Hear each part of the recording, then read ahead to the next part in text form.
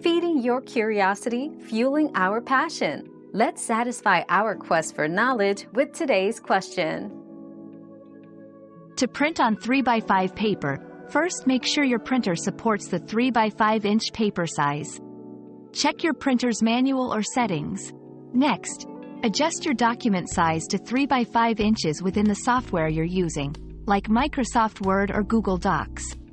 Before printing, go to Printer Settings and select Paper Size. Choose 3x5 or manually enter the dimensions.